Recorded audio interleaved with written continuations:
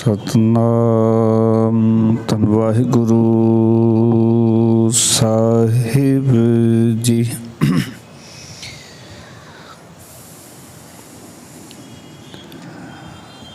मैं मूरख की केतक बात है, कोट पराधी तरया रे। गुरु नानक जिन सुनिया पेखिया, से फिर गर्भास न भरिया रे।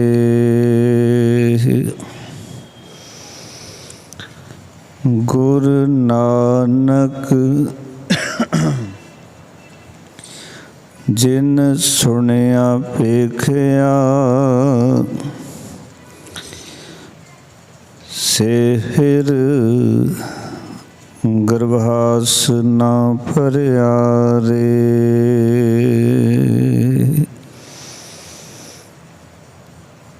परम सन्मानयोग जुगों जुग अटल शब्द गुरु बाणी के बोहित धन धन श्री गुरु ग्रंथ साहब महाराज जी की मुकद्दस गोद दे विच सुभाईमान होए बैठे सतसंगी जनों, अज धन धन गुरु तेग बहादुर महाराज जी का पावन प्रकाश पर्व है। आओ उन्हां दे जीवन संबंध दे विच जड़ियां संगतां ने अमृत वेले भी हाज़री भरी ते जड़ियां संगतां इस वेले भी हाज़र हन, गुरु तेग बहादुर महाराज दे इतिहास दी कुछ गल्लां तुहाडे नाल सांझियां कीतियां। सो जिथे कि दास उस लड़ी नूं अगे तोरेगा, जिहड़ियां संगतां हुण हाज़रियां भर रहीआं हन, उन्हां दे जीवन दा मुढ़ला इतिहास तुहाडे नाल सांझे करदे होए आपां उस लड़ी नाल जुड़ांगे। सो सारियां संगतां नूं बेनती है, मनोबृत्तियां एकाग्र करो। गुरु ग्रंथ साहब महाराज जी नूं झुकाओ सीस प्यार नाल,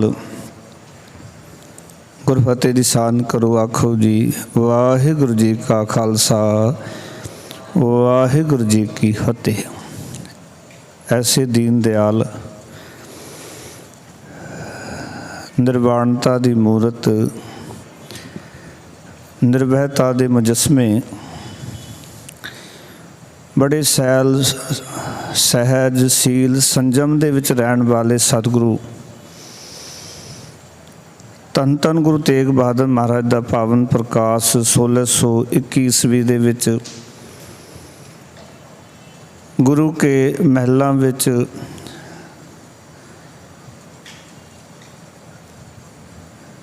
अमृतसर साहब की धरती ते धन गुरु हरगोबिंद साहिब जी के गृह विखे माता नानकी जी की कुख तो होया। बचपन तो ही आप बड़े ठरमे सुभाव के मालक सन। ਅਤੇ ਗੁਰੂ ਘਰ ਦੇ ਵਿੱਚ ਆਪ ਜੀ ਨੂੰ ਬਚਪਨ ਦੇ ਵਿੱਚ ਉਹ ਸਾਰੀਆਂ ਵਿਦਿਆਵਾਂ ਦਿੱਤੀਆਂ ਗਈਆਂ ਜਿਹੜੇ ਕਿ ਸਿੱਖ ਕੌਮ ਦਾ ਅੰਗ ਹਨ। ਜਦੋਂ ਆਪਾਂ ਸਿੱਖੀ ਦੀ ਗੱਲ ਕਰੀਏ, ਸਿੱਖੀ ਕਮਾਂਡ ਦੀ ਗੱਲ ਕਰੀਏ, ਤਾਂ ਹਰ ਇੱਕ ਸਿੱਖ ਵਾਸਤੇ ਦੋ ਤਰ੍ਹਾਂ ਦੀ ਵਿਦਿਆ ਅਤ ਲਾਜ਼ਮੀ ਹੈ। ਇੱਕ ਸ਼ਸਤਰ ਵਿਦਿਆ, ਇੱਕ ਸ਼ਾਸਤਰ ਵਿਦਿਆ। ਇੱਕ ਸਰੀਰਕ ਪੱਖ ਅਤੇ ਇੱਕ ਆਤਮਿਕ ਪੱਖ। ਗੁਰੂ ਮਹਾਰਾਜ ਜੀ ਨੇ ਦੋਨੇ ਹੀ ਪੱਖਾਂ ਨੂੰ ਪੂਰਨ ਤੌਰ ਤੋਂ, ਭਾਵੇਂ ਉਹ ਗੁਰਮਤਿ ਦੀ ਵਿਦਿਆ ਸੀ, ਸੰਸਾਰੀ ਗਿਆਨ ਸੀ, ਉਹ ਉਹਨਾਂ ਗੁਰਸਿੱਖਾਂ ਪਾਸੋਂ ਹਾਸਲ ਕੀਤਾ ਜਿਨ੍ਹਾਂ ਗੁਰਸਿੱਖਾਂ ਨੇ ਗੁਰੂ ਨਾਨਕ ਪਾਤਸ਼ਾਹ ਤੋਂ ਲੈ ਕੇ 6ਵੇਂ ਪਾਤਸ਼ਾਹ ਤੱਕ ਜਿੱਥੇ ਕਿ ਗੁਰੂਆਂ ਦੇ ਦੀਦਾਰ ਕੀਤੇ, ਗੁਰੂਆਂ ਦੇ ਨੇੜੇ ਹੋ ਕੇ ਜੀਵਨ ਜੀਵਿਆ, ਉਹਨਾਂ ਵਿੱਚੋਂ ਬਾਬਾ ਬੁੱਢਾ ਸਾਹਿਬ ਜੀ ਅਤੇ ਜੋ ਗੁਰੂ ਰਾਮਦਾਸ ਮਹਾਰਾਜ, ਗੁਰੂ ਅਰਜਨ ਦੇਵ ਜੀ ਮਹਾਰਾਜ, ਗੁਰੂ ਹਰਗੋਬਿੰਦ ਸਾਹਿਬ ਜੀ ਦੇ ਨਾਲ ਰਹੇ ਭਾਈ ਗੁਰਦਾਸ ਜੀ ਅਤੇ ਹੋਰ ਐਸੇ ਕਈ ਗੁਰਸਿੱਖ ਜਿਨ੍ਹਾਂ ਪਾਸੋਂ ਆਪ ਜੀ ਨੇ ਗੁਰਮੁਖੀ ਦੀ ਜਿਹੜੀ ਤਾਲੀਮ ਹੈ ਉਹ ਹਾਸਲ ਕੀਤੀ ਅਤੇ ਦੁਨਿਆਵੀ ਵਿਦਿਆ ਹਾਸਲ ਕੀਤੀ। ਉੱਥੇ ਨਾਲ ਨਾਲ ਕਿਉਂਕਿ ਗੁਰੂ ਹਰਗੋਬਿੰਦ ਸਾਹਿਬ ਜੀ ਜਦੋਂ ਤੋਂ ਆਪ ਗੁਰਗੱਦੀ 'ਤੇ ਬੈਠੇ ਅਤੇ ਉਹਨਾਂ ਨੇ ਮੀਰੀ ਪੀਰੀ ਦੀ ਕਿਰਪਾਨਾਂ ਪਾ ਕੇ ਇਸ ਗੱਲ ਦੇ ਉੱਤੇ ਬਹੁਤ ਜ਼ੋਰ ਦਿੱਤਾ ਕਿ ਸਿੱਖ ਨੂੰ ਸਰੀਰਕ ਤੌਰ ਤੋਂ ਵੀ ਮਜ਼ਬੂਤ ਹੋਣਾ ਅਤ ਲਾਜ਼ਮੀ ਹੈ। ਜਿੱਥੇ ਹੋਰਾਂ ਦੇ ਬੱਚਿਆਂ ਨੂੰ ਆਪ ਜੀ ਨੇ ਹੁਕਮ ਕੀਤਾ ਵੀ ਆਪਣੇ ਬੱਚੇ ਗੁਰੂ ਘਰ ਭੇਜੋ, ਅਤੇ ਕਿਤਨੇ ਹੀ ਸਿੱਖਾਂ ਨੇ ਗੁਰੂ ਮਹਾਰਾਜ ਜੀ ਦੇ ਕੋਲ ਆਪਣੇ ਬੱਚਿਆਂ ਨੂੰ ਭੇਜਿਆ ਤਾਂ ਕਿ ਉਹਨਾਂ ਨੂੰ ਸ਼ਸਤਰ ਵਿਦਿਆ ਸਿਖਾਈ ਜਾ ਸਕੇ, ਉਹਨਾਂ ਨੂੰ ਹਰ ਪੱਖ ਤੋਂ ਮਜ਼ਬੂਤ ਕੀਤਾ ਜਾ ਸਕੇ। 500 ਤੋਂ ਵੱਧ ਗੁਰੂ ਸਾਹਿਬ ਜੀ ਦੇ ਕੋਲ ਨੇਜਾਬਾਜ਼ੀ ਸਿੱਖਣ ਵਾਲੇ, ਤਲਵਾਰਬਾਜ਼ੀ ਸਿੱਖਣ ਵਾਲੇ, ਘੋੜਸਵਾਰ ਹਰ ਇੱਕ ਵਿਦਿਆ ਦੇ ਵਿੱਚ ਨਿਪੁੰਨ ਸਨ। ਕਿਉਂਕਿ ਗੁਰੂ ਸਾਹਿਬ ਜੀ ਦਾ ਘਰ ਮੱਲ ਅਖਾੜਿਆਂ ਦੇ ਉੱਤੇ ਵੀ ਜ਼ੋਰ ਦਿੰਦਾ ਆ ਰਿਹਾ ਸੀ। ਗੁਰੂ ਅੰਗਦ ਦੇਵ ਜੀ ਮਹਾਰਾਜ ਨੇ ਮੱਲ ਅਖਾੜੇ ਕਾਇਮ ਕੀਤੇ ਸੀ।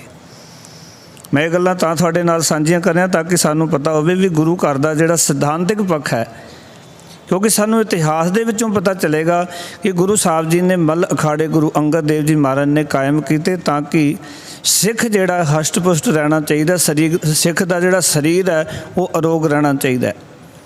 ਅਤੇ ਸਰੀਰ ਦੀ ਅਰੋਗਤਾ ਵਾਸਤੇ ਸਾਨੂੰ ਜਿਹੜੀ ਜੰਗੀ ਵਿਦਿਆ ਹੈ ਜਾਂ ਸਰੀਰ ਦੀ ਵਰਜਿਸ਼ ਵਾਸਤੇ ਜਿਹੜੀ ਵਿਦਿਆ ਸਾਨੂੰ ਦਿੱਤੀ ਜਾਂਦੀ ਹੈ ਗੁਰੂ ਘਰ ਵੱਲੋਂ, ਉਹ ਸਾਰਿਆਂ ਨੂੰ ਸਿੱਖਣੀ ਲਾਜ਼ਮੀ ਹੈ ਤਾਂ ਕਿ ਸਾਡਾ ਸਰੀਰ ਜਿਹੜਾ ਹੈ ਉਹ ਫਿੱਟ ਰਹਿ ਸਕੇ।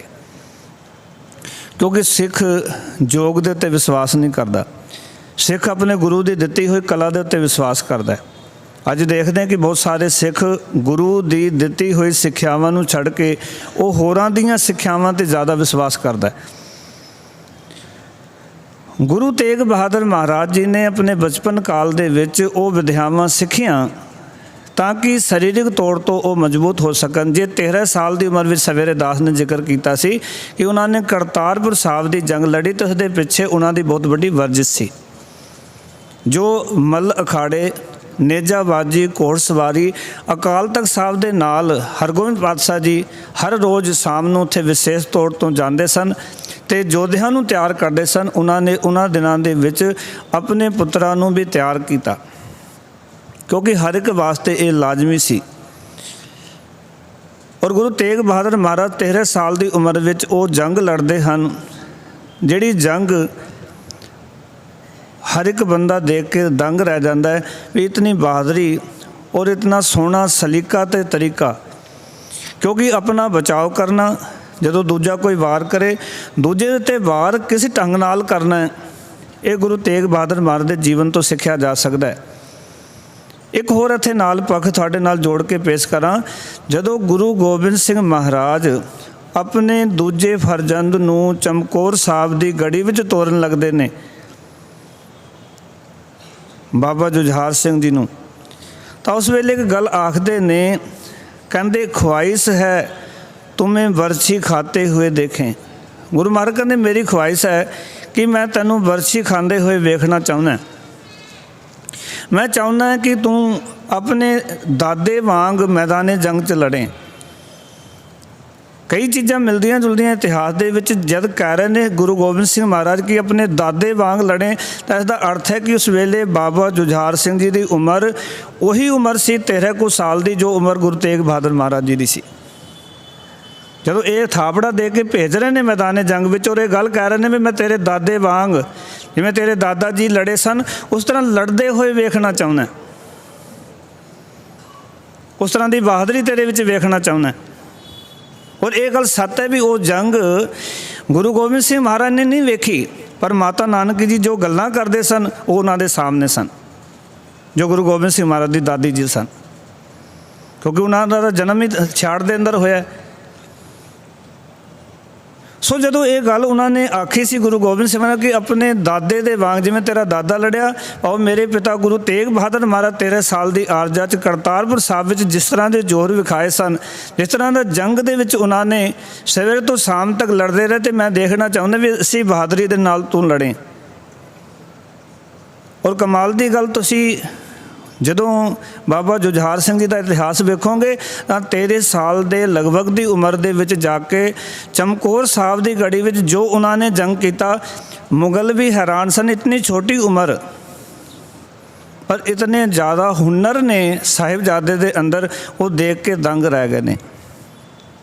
जे सारे मिल के बाबा जुझार सिंह के उत्ते वार ना करते तो कई जरनैलों नूं बाबा जुझार सिंह ने पार बुला देना सी। ये कला कित्थों मिली, ये गल्लां कित्थों सिखियां?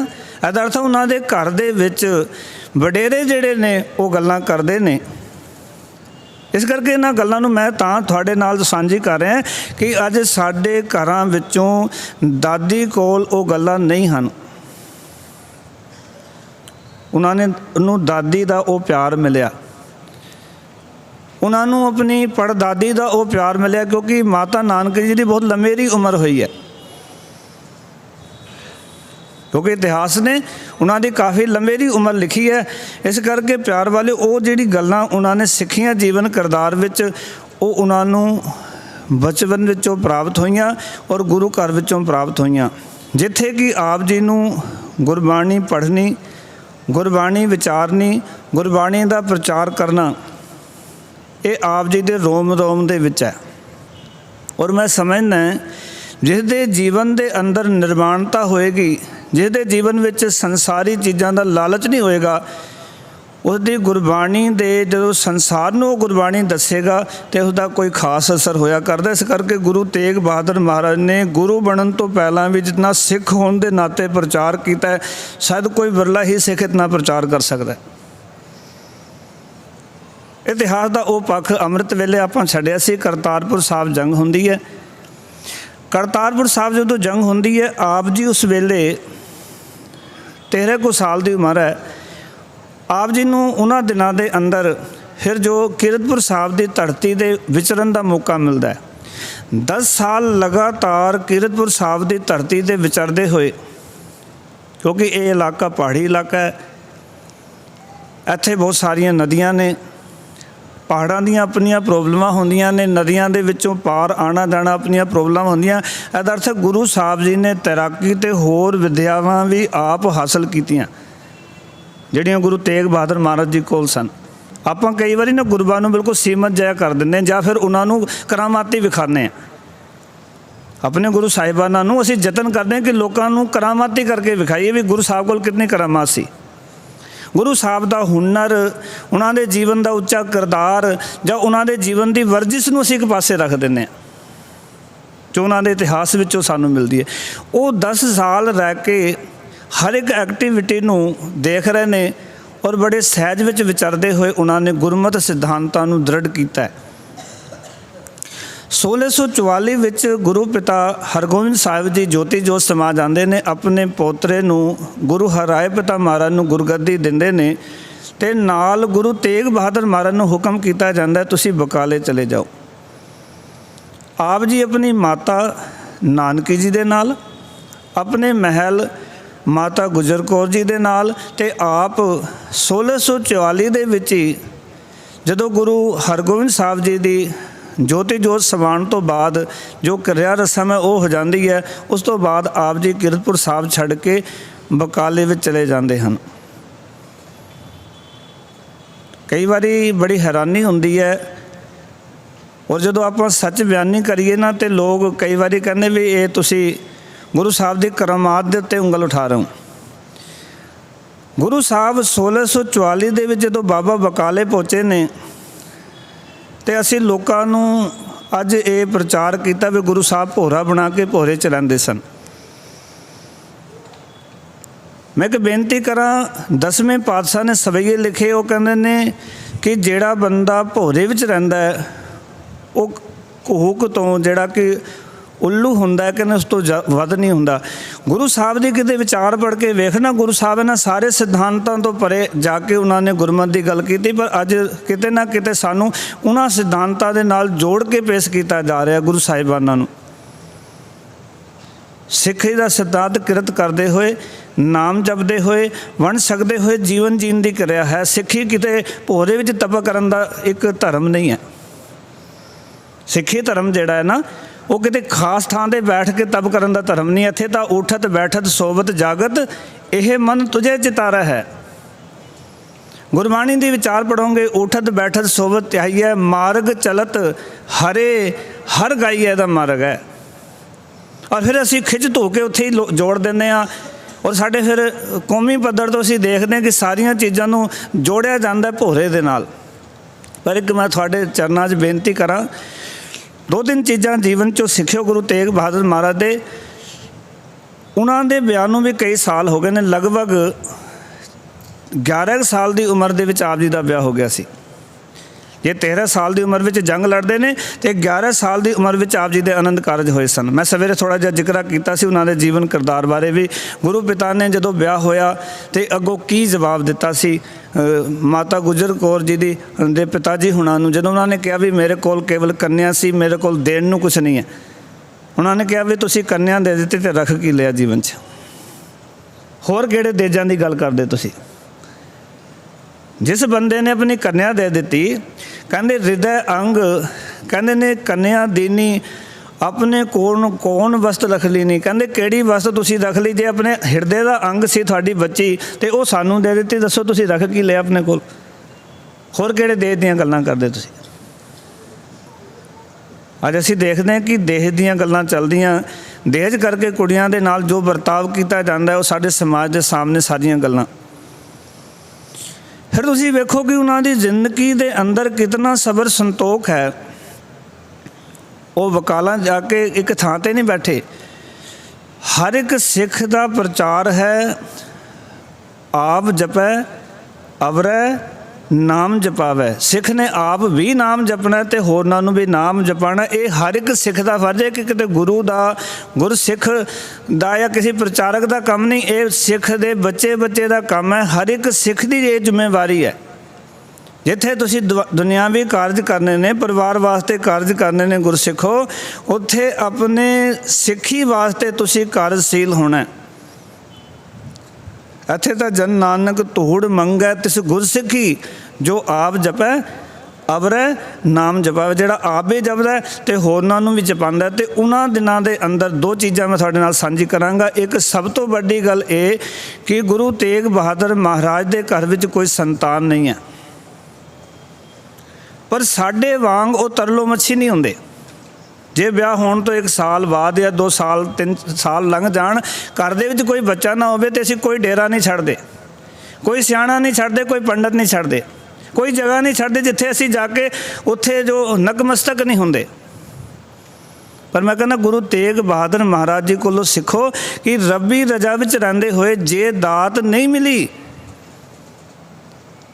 ਤਾਂ ਆਪ ਜੀ ਗੁਰੂ ਕੇ ਸਿਧਾਂਤ ਨੂੰ ਤੋੜ ਕੇ, ਮਰਿਆਦਾ ਨੂੰ ਬੇਦਖਲ ਹੋ ਕੇ ਕਿਸੇ ਕੋਲ ਜਾ ਕੇ ਇਹ ਫਰਿਆਦ ਨਹੀਂ ਕਰਦੇ ਵੀ ਮੈਨੂੰ ਪੁੱਤਰ ਦੀ ਦਾਤ ਦੇ ਦਿਓ। ਅਸੀਂ ਭਾਵੇਂ ਸਿੱਖ ਅਖਵਾਉਂਦੇ ਹਾਂ, ਉਸ ਵੇਲੇ ਗੁਰੂ ਤੇਗ ਬਹਾਦਰ ਮਹਾਰਾਜ ਵੀ ਸਿੱਖ ਹੀ ਸਨ। ਇਹ ਗੱਲ ਨੂੰ ਯਾਦ ਰੱਖਿਓ। ਪਰ ਉਹਨਾਂ ਦੀ ਸਿੱਖੀ ਸੇਵਕੀ ਵਿੱਚ ਤੇ ਸਾਡੀ ਸਿੱਖੀ ਸੇਵਕੀ 'ਚ ਕਿੰਨਾ ਫਰਕ ਹੈ। ਉਹਨਾਂ ਨੂੰ ਸਿੱਖ ਹੋਣ ਦੇ ਨਾਤੇ ਆਪਣੇ ਗੁਰੂ ਦੇ ਧਰਮ ਦੇ ਵਿੱਚ, ਗੁਰੂ ਦੇ ਨੇਮ ਦੇ ਵਿੱਚ, ਗੁਰੂ ਦੀ ਦਿੱਤੀ ਹੋਈ ਮਰਿਆਦਾ ਦੇ ਵਿੱਚ ਕਿੰਨਾ ਯਕੀਨ ਹੈ ਕਿ ਦਾਤ ਅਕਾਲ ਪੁਰਖ ਵਾਹਿਗੁਰੂ ਜੀ ਦੀ ਹੈ। ਜਦੋਂ ਅਕਾਲ ਪੁਰਖ ਟੁੱਟੇਗਾ ਤਾਂ ਦਾਤ ਮਿਲ ਜਾਏਗੀ। ਉਸ ਵਾਸਤੇ ਕੋਈ ਤਰਲੋ ਮੱਛੀ ਨਹੀਂ ਹੁੰਦੇ। ਇਹ ਵਿਚਾਰਨ ਵਾਲੀ ਗੱਲ ਹੈ। ਫਿਰ ਬਕਾਲੇ ਵਿੱਚ ਰਹਿੰਦੇ ਹਾਂ। ਆਪ ਜੀ ਨੇ ਸਭ ਤੋਂ ਵੱਧ ਉਸ ਇਲਾਕੇ ਦੇ ਅੰਦਰ ਸਿੱਖੀ ਦਾ ਪ੍ਰਚਾਰ ਕੀਤਾ। ਇੱਕ ਦਿਨ ਵੀ ਘਰ ਨਹੀਂ ਬੈਠੇ ਗੁਰੂ ਤੇਗ ਬਹਾਦਰ ਮਹਾਰਾਜ। ਅਸੀਂ ਤਾਂ ਉਹਨਾਂ ਨੂੰ ਭੋਰੇ ਵਿੱਚ ਕੈਦ ਕਰ ਦਿੱਤਾ ਨਾ। ਇਤਿਹਾਸ ਨੂੰ ਪੜ੍ਹ ਕੇ ਵੇਖੋ ਕਿ ਹਰ ਰੋਜ਼ ਉਹ ਸਿੱਖੀ ਦੇ ਪ੍ਰਚਾਰ ਵਾਸਤੇ ਪਿੰਡਾਂ ਪਿੰਡਾਂ ਵਿੱਚ ਜਾ ਕੇ ਲੋਕਾਂ ਨੂੰ ਗੁਰਬਾਣੀ ਨਾਲ ਜੋੜਦੇ ਨੇ, ਗੁਰੂ ਇਤਿਹਾਸ ਨਾਲ ਜੋੜਦੇ ਨੇ, ਗੁਰੂ ਕੀ ਵਿਚਾਰਧਾਰਾ ਦ੍ਰਿੜ ਕਰਾਉਂਦੇ ਨੇ। ਔਰ ਉਹਨਾਂ ਦਿਨਾਂ ਦੇ ਵਿੱਚ ਜਦੋਂ ਸਿੱਖੀ ਦਾ ਪ੍ਰਚਾਰ ਕਰਦੇ ਕਰਦੇ ਗੁਰੂ ਤੇਗ ਬਹਾਦਰ ਮਹਾਰਾਜ ਦਿੱਲੀ ਤੱਕ ਪਹੁੰਚ ਕਰਦੇ ਨੇ। ਔਰ ਉਸ ਵੇਲੇ ਹਰਕ੍ਰਿਸ਼ਨ ਪਿਤਾ ਮਹਾਰਾਜ ਦਿੱਲੀ ਵਿੱਚ ਹਨ। ਦਿੱਲੀ ਵਿੱਚ ਉਸ ਵੇਲੇ ਹਰਕ੍ਰਿਸ਼ਨ ਸਾਹਿਬ ਜੀ ਦੇ ਨਾਲ ਮੁਲਾਕਾਤ ਹੁੰਦੀ ਹੈ। ਉਹਨਾਂ ਦੇ ਦਰਸ਼ਨ ਕਰਦੇ ਨੇ, ਮੱਥਾ ਟੇਕਦੇ ਨੇ। ਗੁਰੂ ਘਰ ਦੀ ਇੱਕ ਵੱਡੀ ਵਡਿਆਈ ਹੈ, ਜਦੋਂ ਤੱਕ ਸਿੱਖ ਸਿੱਖ ਹੈ ਉਦੋਂ ਤੱਕ ਕਿਸੇ ਵੀ ਉਮਰ ਦੇ ਜੋ ਗੁਰੂ ਨਾਨਕ ਦੀ ਗੱਦੀ ਦਾ ਵਾਰਸ ਹੈ, ਸਾਰੇ ਸਿੱਖ ਉਮਰ ਕੋਈ ਵੀ ਹੋਈ ਹੈ, ਜਿਹੜਾ ਸਿੱਖ ਹੈ ਉਹ ਗੁਰੂ ਸਾਹਿਬ ਜੀ ਨੂੰ ਮੱਥਾ ਟੇਕਦਾ ਰਿਹਾ। ਭਾਵੇਂ ਗੁਰੂ ਤੇਗ ਬਹਾਦਰ ਮਹਾਰਾਜ ਦੀ ਉਮਰ ਲਗਭਗ ਉਸ ਵੇਲੇ 43 ਸਾਲ 4 ਮਹੀਨੇ ਹੈ ਜਦੋਂ ਹਰਕ੍ਰਿਸ਼ਨ ਸਾਹਿਬ ਜੀ ਨੂੰ ਆ ਕੇ ਇੱਥੇ ਮੱਥਾ ਟੇਕਦੇ ਦਿੱਲੀ ਵਿੱਚ। ਔਰ ਗੁਰੂ ਹਰਕ੍ਰਿਸ਼ਨ ਸਾਹਿਬ ਜੀ ਦੀ ਉਮਰ ਉਸ ਵੇਲੇ ਲਗਭਗ ਪੌਣੇ 8 ਸਾਲ ਹੈ। ਰਿਸ਼ਤੇ ਵਿੱਚ ਦਾਦਾ ਲੱਗਦੇ ਨੇ, ਇੱਧਰ ਪੋਤਰਾ ਹੈ ਔਰ ਪੋਤਰਾ ਗੁਰਗੱਦੀ 'ਤੇ ਬੈਠਾ ਆ ਕੇ ਨਤਮਸਤਕ ਹੁੰਦੇ ਨੇ ਔਰ ਸਾਰੀ ਗੱਲਬਾਤ ਦੱਸਦੇ ਨੇ ਵੀ ਇਸ ਤਰ੍ਹਾਂ ਮੈਂ ਸਿੱਖੀ ਦਾ ਪ੍ਰਚਾਰ ਕਰਦਾ ਇਹਨਾਂ ਇਲਾਕਿਆਂ ਦੇ ਵਿੱਚ ਗਿਆ। ਜਿਵੇਂ ਭਾਈ ਗੁਰਦਾਸ ਜੀ ਨੇ ਸਿੱਖੀ ਦਾ ਪ੍ਰਚਾਰ ਆਗਰੇ ਵਿੱਚ ਜਾ ਕੇ, ਗਵਾਲੀਅਰ ਵਿੱਚ ਜਾ ਕੇ ਹੋਰ ਪਾਸੇ ਸਿੱਖੀ ਦਾ ਪ੍ਰਚਾਰ ਕੀਤਾ। ਹੋਰ ਜਿਹੜੇ ਸਿੱਖ ਸਮਾਂ ਸਿਰ ਸਿੱਖੀ ਦਾ ਪ੍ਰਚਾਰ ਕਰਦੇ ਰਹੇ, ਗੁਰੂ ਤੇਗ ਬਹਾਦਰ ਮਹਾਰਾਜ ਵੀ ਗੁਰੂ ਬਣਨ ਤੋਂ ਪਹਿਲਾਂ ਸਿੱਖੀ ਦਾ ਪ੍ਰਚਾਰ ਕਰਦੇ ਰਹੇ। ਇਹ ਗੱਲਾਂ ਤਾਂ ਅਸੀਂ ਦੱਸਦੇ ਹੀ ਨਹੀਂ ਉਹਨਾਂ ਦੇ ਜੀਵਨ ਦੀਆਂ। ਜਿਹੜੀ ਗੱਲ ਆਪਾਂ ਉਹਨਾਂ ਦੇ ਜੀਵਨ ਵਿੱਚੋਂ ਸਿੱਖਣੀ ਹੈ ਨਾ, ਉਹ ਇਹ ਸਿੱਖਣੀ ਹੈ 2 ਚੀਜ਼ਾਂ। ਇੱਕ ਤਾਂ ਉਹਨਾਂ ਦੇ ਜੀਵਨ ਵਿੱਚ ਇਤਨਾ ਠਰਮਾ ਹੈ, ਇਤਨੀ ਸ਼ਾਂਤੀ ਹੈ, ਇਤਨਾ ਟਿਕਾਓ ਹੈ ਜੀਵਨ ਵਿੱਚ ਕਿ ਸੰਸਾਰੀ ਜਾਂ ਬਾਕੀ ਚੀਜ਼ਾਂ ਵਾਸਤੇ ਕੋਈ ਦੌੜ ਭੱਜ ਨਹੀਂ ਹੈ। ਉਹ ਅਸ਼ਾਂਤ ਨਹੀਂ ਹੁੰਦੇ। ਪੁੱਤਰ ਨਹੀਂ ਮਿਲਿਆ, ਘਰ 'ਚ ਕੋਈ ਸੰਤਾਨ ਨਹੀਂ, ਉਸ ਵਾਸਤੇ ਕੋਈ ਦੌੜ ਭੱਜ ਨਹੀਂ, ਕੋਈ ਅਸ਼ਾਂਤੀ ਨਹੀਂ ਅੰਦਰ, ਕੋਈ ਘਰ ਦੇ ਵਿੱਚ ਲੜਾਈ ਝਗੜਾ ਨਹੀਂ। ਜੋ ਅੱਜ ਸਾਡੇ ਘਰਾਂ ਵਿੱਚ ਦੇਖਣ ਨੂੰ ਮਿਲਦਾ ਵੀ ਕੁਝ ਸਮਾਂ ਤੋਂ ਬਾਅਦ, ਜਾਂ ਇੱਕ ਜੋ ਅਸੀਂ ਵਿਆਹ ਕਰਕੇ ਲੈ ਕੇ ਆਏ ਉਸ ਗ੍ਰਹਿਣੀ ਦੇ ਘਰ ਵਿੱਚ ਜੇ 2 ਬੱਚੀਆਂ ਹੀ ਜੰਮ ਪੈਣ ਤਾਂ ਸਾਡੇ ਘਰਾਂ ਵਿੱਚ ਅਕਸਰ ਦੇਖਦੇ ਸੀ ਲੜਾਈਆਂ ਹੋਣੀਆਂ ਸ਼ੁਰੂ ਹੋ ਜਾਂਦੀਆਂ। ਔਰ ਇਸ ਤਰ੍ਹਾਂ ਸਾਬਿਤ ਕੀਤਾ ਜਾਂਦਾ ਜਿਵੇਂ ਕਿ ਇਸਤਰੀ ਦਾ ਕੋਈ ਦੋਸ਼ ਹੁੰਦਾ ਲੜਕੀਆਂ ਪੈਦਾ ਕਰਨ ਦੇ ਵਿੱਚ। ਪਰ ਕੌਣ ਸਮਝਾਏ ਬੰਦੇ ਨੂੰ ਕਿ ਇਹ ਇਸਤਰੀ ਦਾ ਦੋਸ਼ ਨਹੀਂ ਹੈ। ਗੁਰੂ ਸਾਹਿਬ ਜੀ ਉਸ ਪੱਖੋਂ ਜਿੱਥੇ ਕਿ ਸਬਰ ਸੰਤੋਖ ਵਿੱਚ ਰਹਿੰਦੇ ਨੇ, ਜੋ ਜੀਵਨ ਕਿਰਦਾਰ ਉਹਨਾਂ ਨੇ ਆਪਣਾ ਘੜਿਆ, ਕਿਉਂਕਿ ਇੱਕ ਬਹੁਤ ਵੱਡੀ ਕੁਰਬਾਨੀ ਕਰਨੀ ਸੀ ਸਮਾਜ ਦੇ ਵਿੱਚ। ਇੱਕ ਗੱਲ ਯਾਦ ਰੱਖਣਾ, ਜਿਤਨੇ ਸ਼ਾਂਤੀ ਵਿੱਚ, ਸਹਿਜ ਵਿੱਚ, ਟਿਕਾਓ ਵਿੱਚ ਗੁਰੂ ਤੇਗ ਬਹਾਦਰ ਮਹਾਰਾਜ ਵਿਚਰੇ, ਉਸ ਵੇਲੇ ਦੇ ਮਾਹੌਲ ਨੂੰ ਇਤਨੀ ਸ਼ਾਂਤੀ ਵਾਲਾ ਪੁਰਖ ਹੀ ਜਰ ਸਕਦਾ ਸੀ, ਕਿਉਂਕਿ ਆਪੋ ਤਾਪੋ ਪਈ ਹੋਈ ਸੀ। ਸਾਰੇ ਦੇਸ਼ ਦੇ ਵਿੱਚ ਹਲਚਲ ਮਚੀ ਹੋਈ ਸੀ।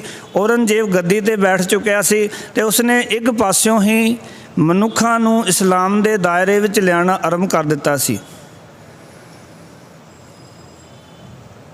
ਉਹਨਾਂ ਦਿਨਾਂ ਦੇ ਅੰਦਰ ਗੁਰੂ ਤੇਗ ਬਹਾਦਰ ਮਹਾਰਾਜ ਗੱਦੀ 'ਤੇ ਹੋਣ ਔਰ ਇਹ ਹੁਕਮ ਜਾਰੀ ਹੋ ਜਾਣ 1670 ਦੇ ਵਿੱਚ ਜੋ ਹੁਕਮ ਜਾਰੀ ਹੋਏ, ਉਹਨਾਂ ਹੁਕਮਾਂ ਦੇ ਵਿੱਚ ਮੰਦਰ ਤੋੜਨ ਦੇ ਆਦੇਸ਼ ਨੇ। ਉਹਨਾਂ ਦਿਨਾਂ ਦੇ ਅੰਦਰ ਨਵੇਂ ਮੰਦਰ ਨਾ ਬਣਾਏ ਜਾਣ, ਇਹ ਆਦੇਸ਼ ਨੇ। ਕੋਈ ਵੀ ਬੰਦਾ ਘੋੜੇ ਦੀ ਸਵਾਰੀ ਨਹੀਂ ਕਰ ਸਕਦਾ, ਕੋਈ ਹਥਿਆਰ ਨਹੀਂ ਰੱਖ ਸਕਦਾ, ਕੋਈ ਪੱਗ ਨਹੀਂ ਬੰਨ੍ਹ ਸਕਦਾ। ਇਹ ਆਦੇਸ਼ ਔਰੰਗਜ਼ੇਬ ਨੇ ਕੀਤੇ। ਇਹ ਚੁਣੌਤੀਆਂ ਸਨ ਉਸ ਵੇਲੇ ਦੀਆਂ ਗੁਰੂ ਤੇਗ ਬਹਾਦਰ ਮਹਾਰਾਜ ਦੇ ਸਾਹਮਣੇ।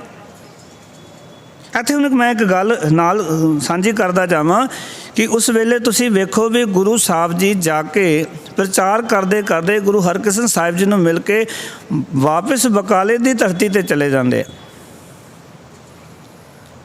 ਇੱਥੇ ਗੁਰੂ ਹਰਕ੍ਰਿਸ਼ਨ ਸਾਹਿਬ ਜੀ ਜੋਤੀ ਜੋਤ ਸਮਾਨ ਲੱਗਦੇ ਨੇ, ਕਿਉਂਕਿ ਜਿਹੜੀ ਚੇਚਕ ਸੀ ਉਹ ਗੁਰੂ ਸਾਹਿਬ ਜੀ ਦੇ ਸਾਰੇ ਸਰੀਰ 'ਤੇ ਆਪਣਾ ਅਸਰ ਕਾਇਮ ਕਰ ਚੁੱਕੀ ਸੀ। ਗੁਰੂ ਸਾਹਿਬ ਨੂੰ ਤੇਜ਼ ਤਾਪ ਚੜ੍ਹ ਰਿਹਾ ਸੀ, ਬੋਲਣਾ ਔਖਾ ਹੋ ਰਿਹਾ ਸੀ। ਸਰੀਰ ਨਿਢਾਲ ਹੋ ਚੁੱਕਿਆ ਸੀ, ਲੱਤਾਂ ਤੋਂ ਖੜਾ ਨਹੀਂ ਸੀ ਹੋਇਆ ਜਾਂਦਾ। ਮੈਂ ਇੱਕ ਬੇਨਤੀ ਕਰਾਂ, ਗੁਰੂ ਸਾਹਿਬਾਨਾਂ ਨੇ ਸਾਡੇ ਕੋਈ ਕਰਾਮਾਤ ਨਹੀਂ ਵਿਖਾਈ, ਸਗੋਂ ਸਾਨੂੰ ਸਮਝਾਉਣ ਵਾਸਤੇ ਕਿ ਇਹਨਾਂ ਹਾਲਾਤਾਂ ਵਿੱਚ ਸਰੀਰ ਦੀ ਹਾਲਤ ਇੱਦਾਂ ਦੀ ਹੁੰਦੀ ਹੈ। ਉਹਨਾਂ ਨੇ ਇਹ ਦਰਸਾਉਣ ਦਾ ਯਤਨ ਕੀਤਾ, ਪਰ ਅਸੀਂ ਫਿਰ ਵੀ ਜਾਣ ਬੁੱਝ ਕੇ ਉਹਨਾਂ ਨਾਲ ਕਰਾਮਾਤਾਂ ਜੋੜ ਕੇ ਇਹ ਯਤਨ ਕਰਦੇ ਹਾਂ ਵੀ ਕਿਤੇ ਲੋਕਾਂ ਦੇ ਵਿੱਚ ਇਹ ਕਰਾਮਾਤੀ ਗੁਰੂ ਸਾਬਿਤ ਕਰ ਦਈਏ। ਸੀ ਬਾਬਾ ਬੁੱਢਾ ਸਾਹਿਬ ਜੀ ਦੇ ਪੋਤਰੇ, ਉਹਨਾਂ ਦਿਨਾਂ ਦੇ ਅੰਦਰ, ਕਿਉਂਕਿ ਗੁਰੂ ਸਾਹਿਬ ਜੀ ਦੇ ਨਾਲ ਭਾਈ ਮਨੀ ਸਿੰਘ ਜੀ ਉਹ ਦਿੱਲੀ ਵਿੱਚ ਹੀ ਸਨ, ਕਿਉਂਕਿ ਭਾਈ ਮਨੀ ਸਿੰਘ ਜੀ ਹਰਰਾਏ ਪਿਤਾ ਮਹਾਰਾਜ ਜੀ ਦੇ ਵੇਲੇ ਸਿੱਖੀ ਵਿੱਚ ਆਏ ਸਨ। ਬਾਬਾ ਬੁੱਢਾ ਸਾਹਿਬ ਜੀ ਦੇ ਪੋਤਰੇ ਉਹ ਗੁਰੂ ਸਾਹਿਬ ਜੀ ਦੀ ਸ਼ਰਨ ਵਿੱਚ ਉਸ ਵੇਲੇ ਰਹਿੰਦੇ ਸਨ। ਹੋਰ ਸਿੱਖ ਜਦੋਂ ਗੁਰੂ ਹਰਕ੍ਰਿਸ਼ਨ ਸਾਹਿਬ ਜੀ ਜੋਤੀ ਜੋਤ ਸਮਾਉਣ ਲੱਗੇ ਤਾਂ ਉਸ ਦਿਨਾਂ 30 ਮਾਰਚ 1664 ਦਾ ਵਕਤ ਹੈ। 30 ਮਾਰਚ ਹੈ 1664, 30 ਮਾਰਚ ਦੀ ਤਾਰੀਖ ਹੈ 1664 ਦੀ। ਹਰਕ੍ਰਿਸ਼ਨ ਪਿਤਾ ਮਹਾਰਾਜ ਜੀ ਦੇ ਸਰੀਰ ਐਡਾ ਨਿਢਾਲ ਹੈ, ਗੁਰੂ ਸਾਹਿਬ ਜੀ ਨੇ ਹੱਥ ਨਾਲ 3 ਵਾਰੀ ਇਸ ਤਰ੍ਹਾਂ ਹੱਥ ਕੀਤਾ ਔਰ ਨਾਲ ਬਚਨ ਕੀਤਾ। ਸਿੱਖਾਂ ਨੂੰ 2 ਹੀ ਗੱਲਾਂ ਸੁਣੀਆਂ, ਇੱਕ ਬਕਾਲਾ, ਇੱਕ ਬਾਬਾ ਅੱਖਰ। ਵਿਚਕਾਰ ਸਤਿਗੁਰੂ ਨੇ ਕੀ ਬੋਲਿਆ ਇਹ ਸਿੱਖਾਂ ਨੂੰ ਸੁਣ ਨਹੀਂ ਪਾਇਆ ਵੀ ਗੁਰੂ ਸਾਹਿਬ ਜੀ ਨੇ ਕੀ ਕਿਹਾ, ਕਿਉਂਕਿ ਸਰੀਰ ਤੋਂ ਬੋਲਿਆ ਨਹੀਂ ਸੀ ਜਾ ਰਿਹਾ। ਪਰ ਉਹਨਾਂ ਨੂੰ 2 ਅੱਖਰ ਸੁਣੇ, ਇੱਕ ਬਕਾਲਾ, ਇੱਕ ਬਾਬਾ। ਭਾਵੇਂ ਬਾਅਦ ਦੇ ਵਿੱਚ ਇਤਿਹਾਸਕਾਰਾਂ ਨੇ ਪੰਕਤੀ ਬਣਾ ਕੇ ਲਿਖੀ ਕਿ ਬਾਬਾ ਵਸੇ ਗ੍ਰਾਮ ਬਕਾਲੇ। ਇਤਿਹਾਸਕਾਰਾਂ ਨੇ ਜਦੋਂ ਇਤਿਹਾਸ ਲੱਗਿਆ ਵੀ ਉਹਨਾਂ ਨੇ ਕਿਹਾ ਸੀ ਵੀ ਜਿਹੜਾ ਬਾਬਾ ਹੈ ਉਹ ਬਕਾਲੇ ਵਿੱਚ ਹੈ। ਬਾਬੇ ਦਾ ਅਰਥ ਗੁਰੂ ਤੋਂ ਹੈ। ਜਦੋਂ ਤੁਸੀਂ ਭਾਈ ਗੁਰਦਾਸ ਜੀ ਦੀਆਂ 12 ਪੜ੍ਹੋਗੇ ਤੁਹਾਡੇ ਇਹ ਡਾਊਟ ਕਲੀਅਰ ਹੋ ਜਾਣੇ ਨੇ। ਜਦੋਂ ਭਾਈ ਗੁਰਦਾਸ ਜੀ ਲਿਖਦੇ ਨੇ, ਕਹਿੰਦੇ ਸੁਣੀ ਪੁਕਾਰ ਦਾਤਾਰ ਪ੍ਰਭ ਗੁਰੂ ਨਾਨਕ ਜਗਮਾਏ ਪਠਾਇਆ, ਕਲ ਤਾਰਨ ਗੁਰੂ ਨਾਨਕ ਆਇਆ। ਜਾਂ ਉਹਨਾਂ ਨੇ ਮਿੱਟੀ ਧੁੰਦ ਜਗ ਚਾਨਣ ਹੋਇਆ ਉਹਨਾਂ 12 ਦੇ ਵਿੱਚ ਬਾਬਾ ਅੱਖਰ ਵਰਤ ਕੇ ਗੁਰੂ ਨਾਨਕ ਪਾਤਸ਼ਾਹ ਜੀ ਦਾ ਜ਼ਿਕਰ ਕੀਤਾ ਹੈ। ਬਾਰ-ਬਾਰ ਭਾਈ ਗੁਰਦਾਸ ਜੀ ਨੇ ਗੁਰੂ ਨਾਨਕ ਪਾਤਸ਼ਾਹ ਨੂੰ ਬਾਬਾ ਕਰਕੇ ਲਿਖਿਆ। ਇੱਕ ਤਾਂ ਬਾਬਾ ਗੁਰੂ ਵਾਸਤੇ ਗੁਰਬਾਣੀ ਵਿੱਚ ਭਾਈ ਗੁਰਦਾਸ ਜੀ ਵਰਤ ਚੁੱਕੇ ਨੇ। ਇੱਕ ਬਾਬਾ ਪੰਜਾਬੀ ਜਿਹੜੇ ਲੋਕ ਸਨ ਜਾਂ ਉਸ ਇਲਾਕੇ ਵਿੱਚ ਆਮ ਵਰਤਣ ਵਾਲੀ ਬੋਲੀ ਸੀ, ਅਤੇ ਦਾਦੇ ਨੂੰ ਵੀ ਬਾਬਾ ਕਿਹਾ ਜਾਂਦਾ ਸੀ। 2 ਗੱਲਾਂ ਸਮਝ ਲੈਣਾ, ਬਾਬਾ ਅੱਖਰ ਇੱਕ ਵਰਤਿਆ ਕਿਉਂਕਿ ਬਾਬਾ ਅੱਖਰ ਭਾਈ ਗੁਰਦਾਸ ਜੀ ਨੇ ਗੁਰੂ ਨਾਨਕ ਪਾਤਸ਼ਾਹ ਦੇ ਪ੍ਰਥਾਏ ਕਈ ਵਾਰੀ 12 ਦੇ ਵਿੱਚ ਅੱਖਰ ਵਰਤਿਆ।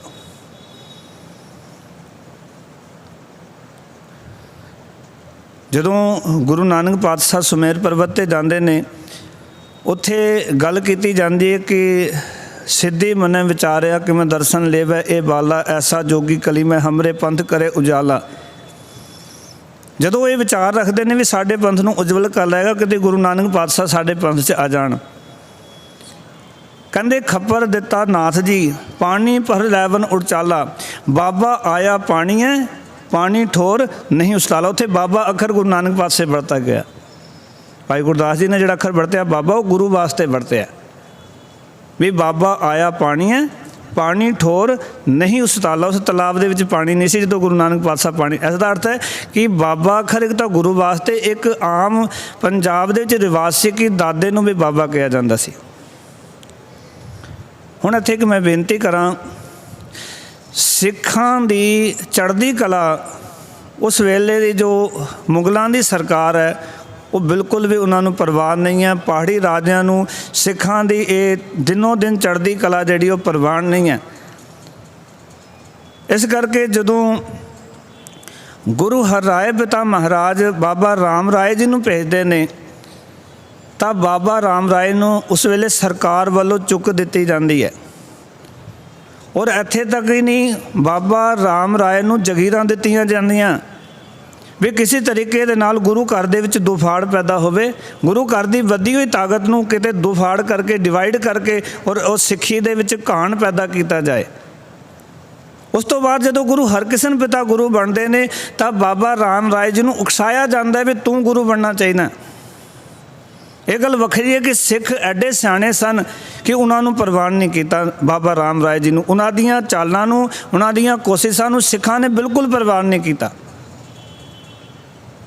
ਤੇ ਤੁਸੀਂ ਸਮਝਦੇ ਹੋ ਕਿ ਗੁਰੂ ਤੇਗ ਬਹਾਦਰ ਮਹਾਰਾਜ ਜੀ ਨੂੰ ਜਦੋਂ ਪ੍ਰਗਟ ਕਰਨਾ ਹੈ ਔਰ ਸਿੱਖੀ ਦੀ ਚੜ੍ਹਦੀ ਕਲਾ ਉਹਨਾਂ ਦੇ ਕੋਲੋਂ ਜਰੀ ਨਹੀਂ ਜਾਂਦੀ, ਤੇ ਉਸ ਵੇਲੇ ਵੱਡੀ ਘਟਨਾ ਇਹ ਵਾਪਰੀ ਕਿ 30 ਮਾਰਚ 1664 ਨੂੰ ਇਹ ਗੱਲ ਕਹਿ ਕੇ ਜਦੋਂ ਗੁਰੂ ਸਾਹਿਬ ਜੀ ਜੋਤੀ ਜੋਤ ਸਮਾ ਜਾਂਦੇ ਨੇ, ਅੱਜ ਇਹ ਪਹਿਲੀ ਵਾਰ ਸੀ ਅੱਜ ਤੱਕ ਦੇ ਇਤਿਹਾਸ ਵਿੱਚ ਗੁਰਸਿੱਖੀ ਦੇ ਕਿ ਕੋਈ ਵੀ ਗੁਰੂ ਵਿਅਕਤੀ ਜਿਹੜਾ ਸੀ ਜਦੋਂ ਜੋਤੀ ਜੋਤ ਸਮਾਉਣ ਲੱਗਦਾ ਸੀ ਤਾਂ ਕਿਸੇ ਨੂੰ ਆਪਣਾ ਜਾਨ ਨਸੀਨ ਥਾਪ ਕੇ ਜੋਤੀ ਜੋਤ ਸਮਾਉਂਦੇ ਸਨ।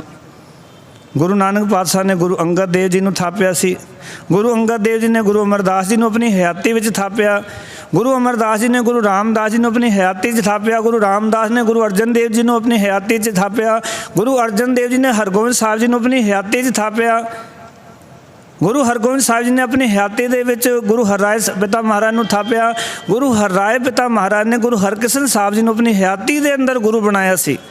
ਪਰ ਅੱਜ ਪਹਿਲੀ ਵਾਰ ਸੀ ਕਿ ਜਦੋਂ ਗੁਰੂ ਇਕੱਠੇ ਨਹੀਂ ਹਨ, ਜਿਹਨੂੰ ਗੁਰੂ ਗੱਦੀ ਦੇਣੀ ਹੈ ਉਹ ਉੱਥੇ ਮੌਜੂਦ ਨਹੀਂ ਹੈ। ਅੱਜ ਸਿੱਖਾਂ ਦੀ ਪਰਖ ਦਾ ਬਹੁਤ ਵੱਡਾ ਦਿਨ ਸੀ ਗੁਰਸਿੱਖੋ।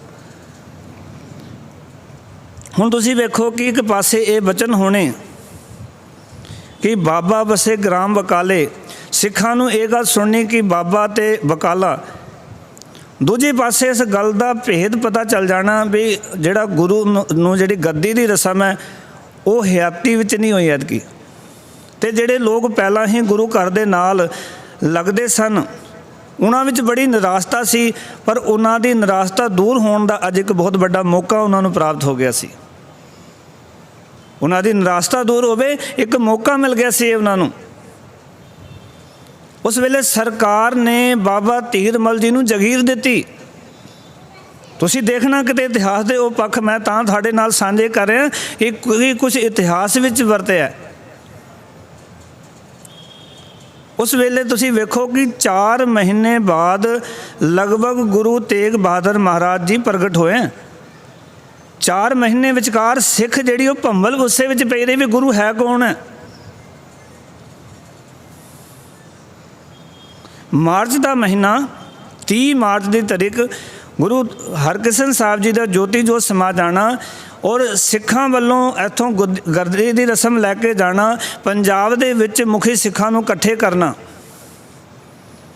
ਕਿਉਂਕਿ ਸਿੱਖ ਵੀ ਪੂਰਨ ਤੌਰ 'ਤੇ ਸਮਝ ਨਹੀਂ ਪਾਏ ਸਨ ਕਿ ਇਸ਼ਾਰਾ ਕਿਸ ਵੱਲ ਹੈ। ਮੈਂ ਇੱਕ ਬੇਨਤੀ ਕਰਾਂ ਕਿਉਂਕਿ ਪਹਿਲਾਂ ਹਾਂ ਕੁਝ ਗੱਲਾਂ ਸਨ ਜਿਹੜੇ ਸੰਕੇਤ ਮਿਲਦੇ ਨੇ, ਗੁਰੂ ਤੇਗ ਬਹਾਦਰ ਮਹਾਰਾਜ ਦਾ ਦਿੱਲੀ ਵਿੱਚ ਆ ਕੇ ਮਿਲਣਾ, ਇਹ ਸਿੱਖਾਂ ਦੇ ਮਨ ਵਿੱਚ ਇੱਕ ਸੰਕੇਤ ਸੀ ਵੀ ਸ਼ਾਇਦ ਜਿਹੜਾ ਬਾਬਾ ਅੱਖਰ ਵਰਤਿਆ ਉਹ ਗੁਰੂ ਤੇਗ ਬਹਾਦਰ ਮਹਾਰਾਜ ਵਾਸਤੇ ਵਰਤਿਆ। ਇਹ ਸੰਕੇਤ ਸੀ ਸਿੱਖਾਂ ਵਾਸਤੇ,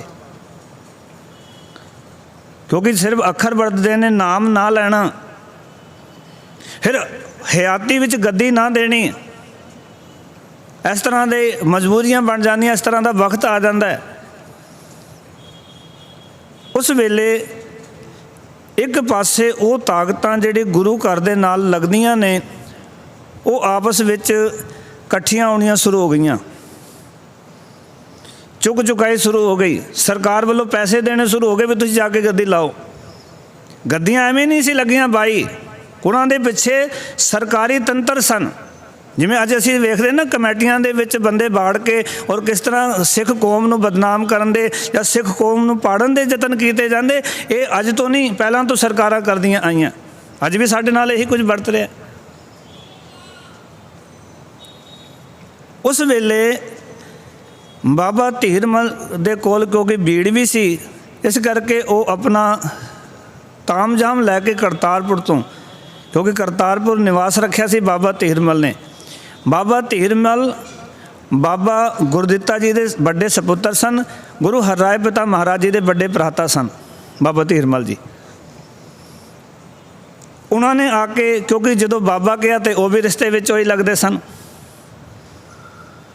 ਮਤਲਬ ਰਿਸ਼ਤੇ ਦੇ ਵਿੱਚ, ਕਿਉਂਕਿ ਉਹਨਾਂ ਨੇ ਇੱਕ ਭੁਲੇਖਾ ਪੈਦਾ ਕੀਤਾ ਵੀ ਬਾਬਾ ਅੱਖਰ, ਕਿਉਂਕਿ ਕਈ ਰੂਪਾਂ ਦੇ ਵਿੱਚ ਅਸੀਂ ਜਦੋਂ ਇਤਿਹਾਸ ਨੂੰ ਵਾਚਾਂਗੇ ਤੇ ਸੋਢੀਆਂ ਨੇ ਆਪਣੇ ਜੋ ਡੇਰੇ ਲਾਣੇ ਸ਼ੁਰੂ ਕਰ ਦਿੱਤੇ ਉੱਥੇ ਸਰਕਾਰ ਦੀ ਚੁੱਕ ਦੇ ਵਿੱਚ ਆ ਕੇ। ਇੱਕ ਨਹੀਂ, ਦੋ ਨਹੀਂ, ਜਿਤਨੇ ਵੀ ਸੋਢੀਆਂ ਦੇ ਸਾਹਿਬਜ਼ਾਦੇ ਸਨ, ਜੋ ਗੁਰੂ ਘਰ ਦੇ ਨਾਲ ਜੁੜੇ ਹੋਏ ਪਰਿਵਾਰ ਸਨ, नेड़े तेड़े दी कोई रिश्ता रखते सन, उन्हां सारे साहिबजादियां ने उत्थे जाके सोडियां दियां ने और गद्दियां ला लईयां। हुण तुसीं वेखो कि उत्थे गद्दियां लगियां, 4 महीने वो गद्दियां लगियां रहियां। और ये कुदरती हुंदा सी कि जदों अगला गुरु नूं गद्दी मिलदी सी ते संगत जिहड़ियां दूरों दूरों रहिंदियां सन ते वो जरूर दर्शनां वास्ते आउंदियां सन। काबल, गंधार, बलक बुखारे, आसाम दे विच और जगन्नाथपुरी जिस पासे गुरु नानक पातशाह ने प्रचार किया, सिंगला दीप, दूरों दूरों संगतां दर्शनां वास्ते आउंदियां सन। जदों कोई अगला गुरु प्रगट हुंदा सी भी उहदे दर्शन ते करिए, किहड़ा गुरु स्थापित होया, जाके मुलाकात करिए। ये अक्सर सिखां दे अंदर एक खिच सी अगले गुरु वास्ते। हुण संगतां दूरों दूरों आउंदियां पर उत्थे गुमराह हो जांदियां कि एक नहीं, दो नहीं, 22 मंजियां लगियां ने। ते जिहड़ा साधारण सिख हुंदा है उन्होंने समझ भी नहीं आ रही वो करे कि वो निर्णय किवें करे।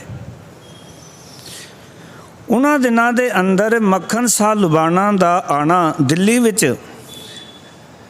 ये झेलम दा रहण वाला सी मक्खन शाह लुबाणा। और ये जिहड़ा परिवार है मक्खन शाह लुबाणा दा, ये परिवार गुरु नानक पातशाह जी दे वेले तो गुरु घर दे नाल जुड़िया है। इन्हां दे लकड़ दादा जिहड़े सन वो गुरु नानक पातशाह जी दे सेवक सन। और जदों गुरु नानक पातशाह उत्थे गए तो भाई मर्दाना ने पुछया भी ये 4 झंडे लगे ने, ये की ने? बाबा सामनमल करके कुछ इतिहासकार ने उन्होंने जिक्र किया, कहते 4 झंडे किस दे लगे ने?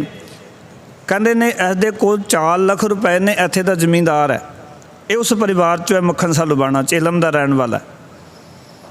उस वेले इन्हां दे मतलब पुरातन समय तो ये इतने बड़े व्यापारी सन ये परिवार कि गुरु नानक पातशाह दे वेले इन्हां कोल 4 झंडे लगे हुए सन।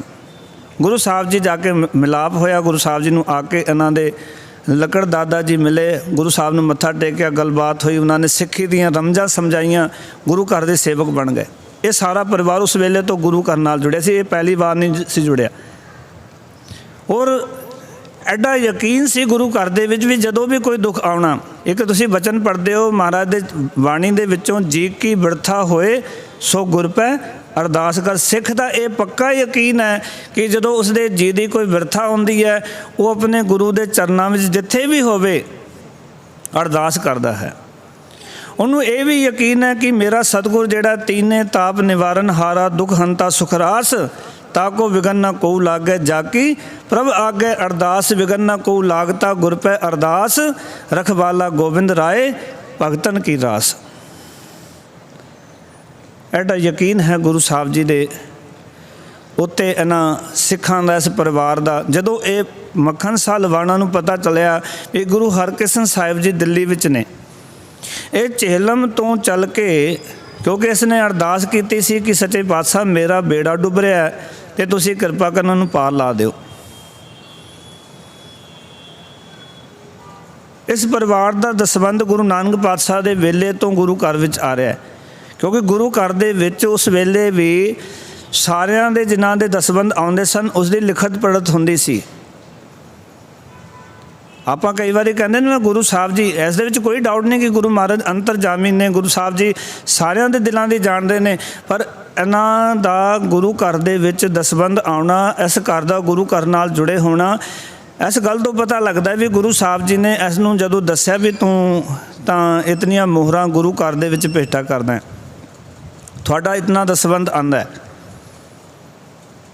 दिल्ली आउंदा पता लगता भी गुरु हरकृष्ण साहब ज्योति जोत समा गए, ये चला जाता कने बकाले विच अगले गुरु ने उत्थे जाके इसने जदों देखिया भी इत्थे तां अडंबर ही बड़ा, जिसनों गुरु गद्दी मिली उसनों गुरु गद्दी की भी कोई लालसा नहीं, वो बेपरवाह बैठा हुआ।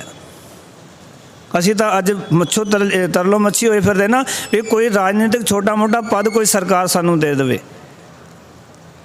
वो रूहानी गुरु वास्ते जो रूहानियत की पद पदवी गुरु साहब जी नूं मिली, गुरु नानक की गद्दी के 9वें वारिस की गद्दी मिली, और उस वल्लों भी आप बिल्कुल बेपरवाह हैं, बिल्कुल शांत चित ने।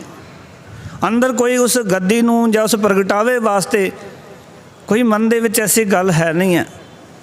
जदों मक्खन शाह लुबाणा उत्थे आउंदा है उन्हां दिनां दे अंदर, क्योंकि 4 महीने हो चुके हैं, मार्च तो लैके 30 मार्च तो अगस्त का महीना चढ़ गया, ਤੁਸੀਂ ਆਪੇ ਟੋਟਲ ਕਰ ਲਓ।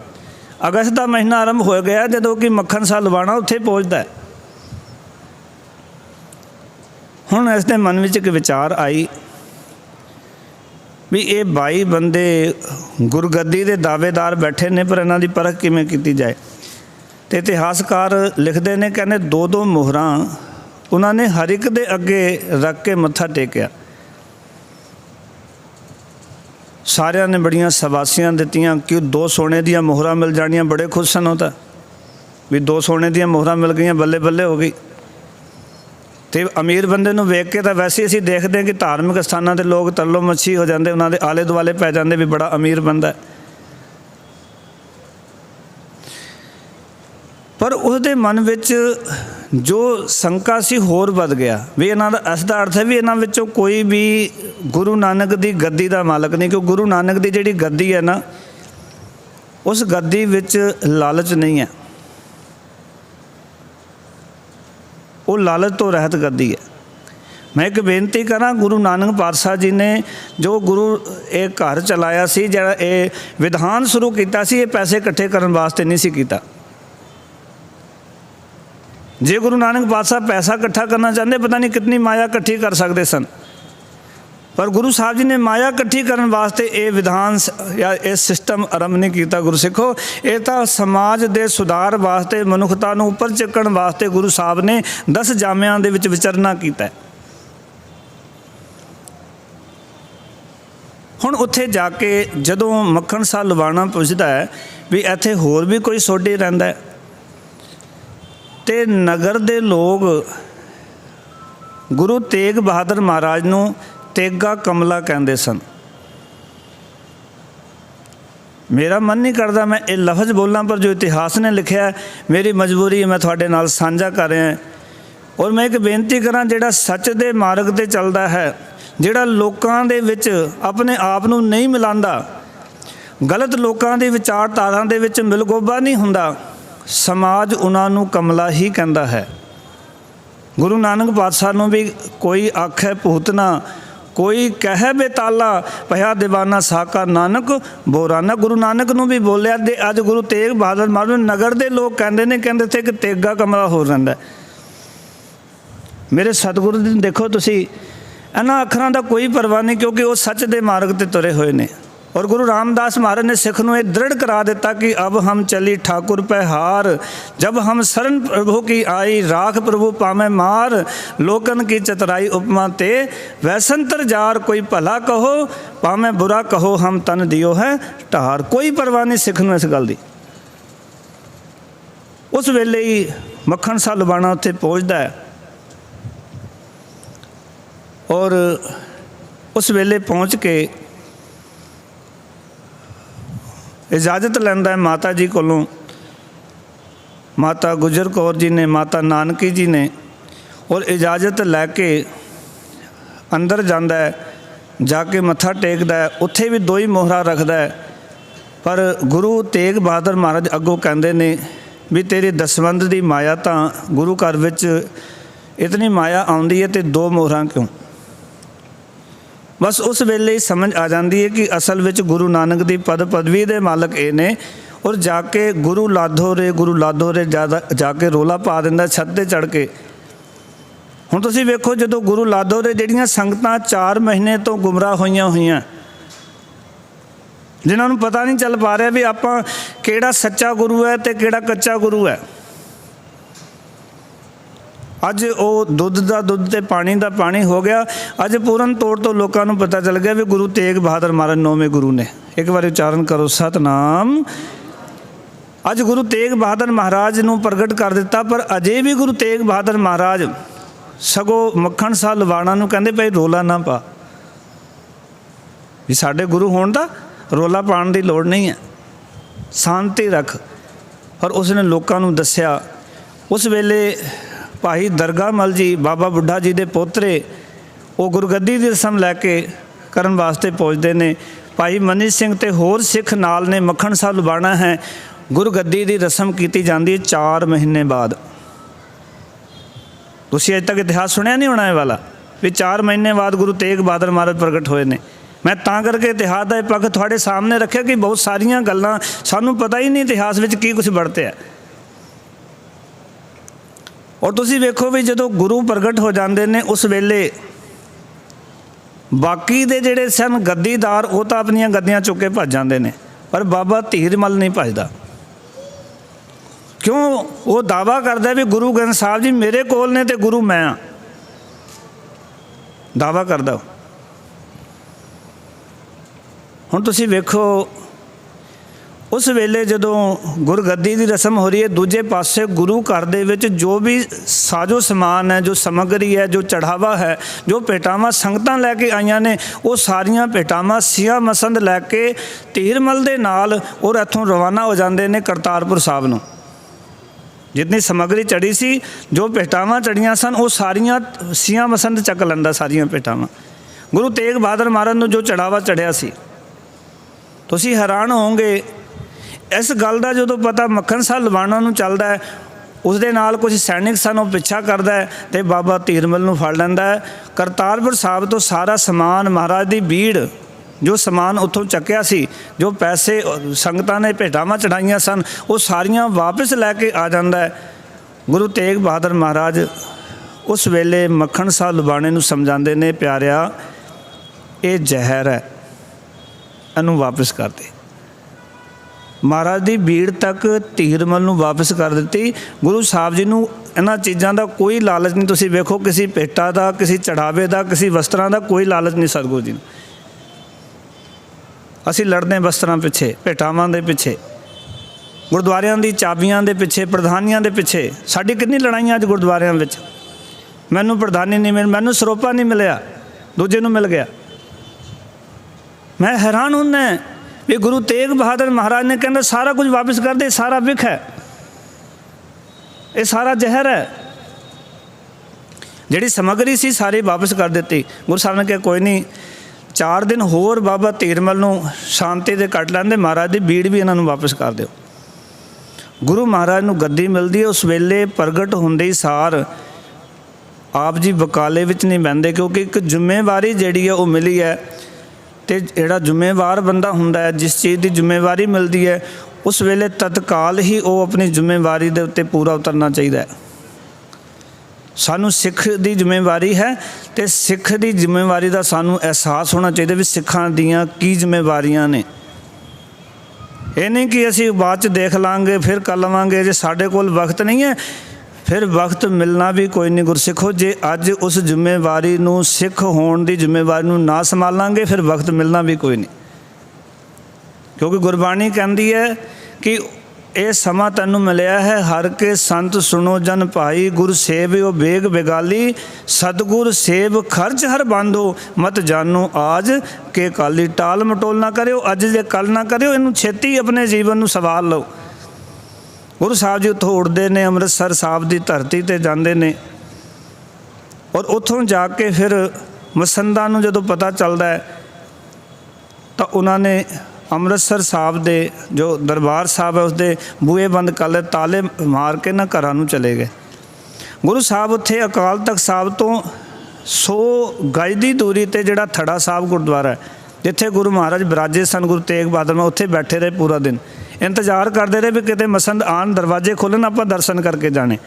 गुरु साहब नूं दर्शन नहीं करन दिते गए। उत्थों गुरु साहब जी उठ के और बला पिंड चला जाते हैं। नाल 2.5 मील के अगे बला पिंड है, उत्थों उत्थे गुरु साहब जी जिवें भाई आलमगीर जिहड़ा पिंड है उसदे नाल है बला पिंड, उत्थे गुरु तेग बहादुर महाराज जाके उत्थे बहिंदे ने, उत्थे संगतां नूं उपदेश करदे। समा ज़्यादा हो गया, इतिहास का जतन करांगे भी अगले दीवान दे विच, कल दे दीवान विच, कल शाम नूं आपां इत्थों ही इतिहास के होर जिहड़े पक्ष ने गुरु तेग बहादुर महाराज दे, क्योंकि उन्होंने इतिहास का लंबा सफ़र, फिर बाणी उचारण करनी, बाणी के वख-वख सिद्धांत कौमी पद्धर तो दृढ़ कराने, वो आप कल नूं जतन करांगे। अज इत्थे समाप्ति करते हैं कि गुरु तेग बहादुर महाराज बला पिंड विच जाके सिख संगतां नूं उपदेश कर रहे हैं। अमृतसर दीयां संगतां उत्थे पहुँचियां, माइयां ने जाके गुहार की भी ये मसंद जिहड़े ने ना इन्होंने गलती की, सच्चे पातशाह असी बेनतियां करदियां भी तुसी इन्हां नूं माफ़ कर दो। तो उत्थे एक वाक माइयां दे प्रथा गुरु तेग बहादुर महाराज ने कीता सी, माइयां ਰੱਬ ਰਜਾਈਆਂ ਗੁਰੂ ਚਰਨੀ ਆਈਆਂ। ਇਹ ਇਤਿਹਾਸ ਦੇ ਬੋਲ ਨੇ ਕਿ ਜਿਹੜੀਆਂ ਮਾਈਆਂ ਨੇ ਉਹ ਰੱਬ ਨੇ ਰਜਾ ਕੇ ਇੱਥੇ ਭੇਜਦੀਆਂ ਹਨ। ਗਲਤੀ ਉਹਨਾਂ ਨੇ ਕੀਤੀ, ਮਾਫੀ ਤੁਸੀਂ ਮੰਗੀ ਆ ਕੇ। ਔਰ ਫਿਰ ਬਾਅਦ ਦੇ ਵਿੱਚ ਉਹ ਜਿਹੜੇ ਜਿਨ੍ਹਾਂ ਨੇ ਜਿੰਦਰੇ ਮਾਰੇ ਸਨ, ਉਹ ਕਿਸ ਤਰ੍ਹਾਂ ਗੁਰੂ ਤੇਗ ਬਹਾਦਰ ਮਹਾਰਾਜ ਦੀ ਸਨ ਵਿੱਚ ਇੱਥੇ ਆਉਂਦੇ ਨੇ ਔਰ ਕਿਵੇਂ ਗੁਰੂ ਸਾਹਿਬ ਅੱਗੇ ਪ੍ਰਚਾਰ 'ਤੇ ਜਾਂਦੇ ਨੇ, ਉਹ ਆਉਣ ਵਾਲੇ ਅਗਲੇ ਦੀਵਾਨ ਵਿੱਚ ਆਪਾਂ ਯਤਨ ਕਰਾਂਗੇ ਕਿ ਇਸ ਇਤਿਹਾਸ ਨੂੰ ਤੁਹਾਡੇ ਸਾਹਮਣੇ ਸਾਂਝਾ ਕਰ ਸਕੀਏ।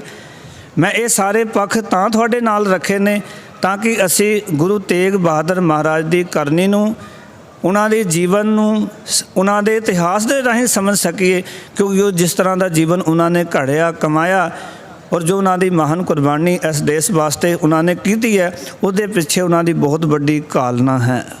ਕਾਲਨਾ ਤੋਂ ਬਿਨਾਂ ਕੋਈ ਕੁਰਬਾਨੀ ਨਹੀਂ ਹੋ ਸਕਦੀ। ਸੰਤੋਖ ਤੋਂ ਬਿਨਾਂ, ਸਬਰ ਤੋਂ ਬਿਨਾਂ ਆਪਾ ਵਾਰਿਆ ਨਹੀਂ ਜਾ ਸਕਦਾ। ਇਹ ਉਹਨਾਂ ਦੇ ਇਤਿਹਾਸ ਤੋਂ ਸਾਨੂੰ ਸਿੱਖਣ ਨੂੰ ਮਿਲਦਾ ਹੈ। ਅੱਜ ਦੇ ਦੀਵਾਨਾਂ 'ਚ ਇਤਨੀਆਂ ਬੇਨਤੀਆਂ ਪ੍ਰਵਾਨ। ਮੇਰੀਆਂ ਭੁੱਲਾਂ ਮੇਰੀ ਝੋਲੀ 'ਚ ਪਾ ਜਾਣਾ ਗੁਰੂ ਕੇ ਸਿੱਖੋ, ਅਤੇ ਗੁਰੂ ਤੇਗ ਬਹਾਦਰ ਮਹਾਰਾਜ ਦੀ ਅਸੀਸਾਂ ਲੈ ਕੇ ਜਾਣਾ। ਆਪ ਸੰਗਤਾਂ ਨੂੰ ਪ੍ਰਕਾਸ਼ ਪੁਰਬ ਦੀਆਂ ਲੱਖ ਲੱਖ ਵਧਾਈਆਂ ਹੋਵਣ। ਫਤਿਹ ਦੀ ਸਾਂਝ ਕਰੋ। ਆਖੋ ਜੀ ਵਾਹਿਗੁਰੂ ਜੀ ਕਾ ਖਾਲਸਾ, ਵਾਹਿਗੁਰੂ ਜੀ ਕੀ ਫਤਿਹ।